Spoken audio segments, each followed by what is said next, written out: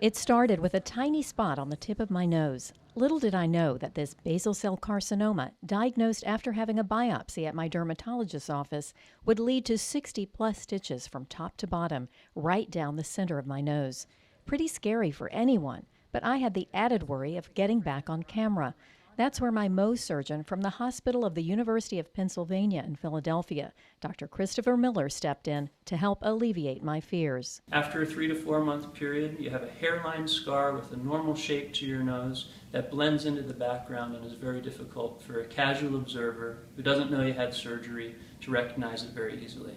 Dr. Miller is the head of dermatologic surgery at UPenn and a member of the American College of Mohs Surgeons. One of the most important things I found during my research to look for in choosing a Mohs surgeon, because that membership means they've undergone an intense fellowship training in the Mohs technique and reconstruction in a very selective Mohs program. Mohs micrographic surgery is a highly specialized technique named for the doctor who developed it, Dr. Frederick Mohs.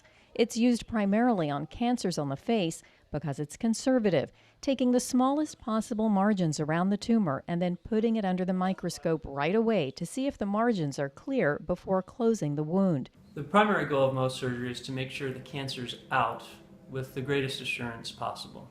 So we check 100% of the margin under the microscope before we reconstruct the wound, so that even before the first stitch goes in, you have the highest assurance possible that the cancer's gone and won't come back. You can start the surgery with a conservative margin so that you make sure you don't take extra skin that's unnecessary. In my case, it took 2 times to remove all of the cancer. It was all done under local anesthesia, numbing the nose with injections. Nothing will hurt while we're working. Once we numb it up, there is no pain. And he was right. I could feel him working, but there was no pain. Once all of the cancer was removed, I was left with a dime-sized hole on my nose. And this is where good surgical skills become even more critical. One of the things that is challenging for patients who have lesions on the central face is that even when the lesions are small, it takes more work to fix them up so that the scar looks good when it heals. And the tip of the nose is more difficult to repair and reconstruct than the side or top of the nose. And minimizing the scar line is only part of the equation. Because one of the most important things to make the scar look good is that the contour, the shape of the nose, the shape of the lip, the shape of the eyelids is the way it was before we started. And you often have to lengthen the scar even when the wound is very small after you've removed the cancer.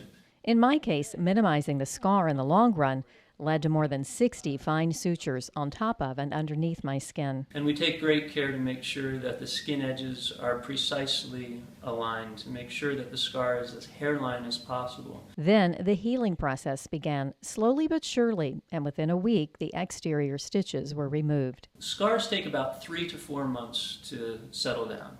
So in the first couple of weeks, everybody's nervous. But as the days go by, improvements continue. And while I still have a ways to go, after 4 weeks of recovery and healing, I felt comfortable enough to cover the scar with makeup and get back on the anchor desk, cancer-free.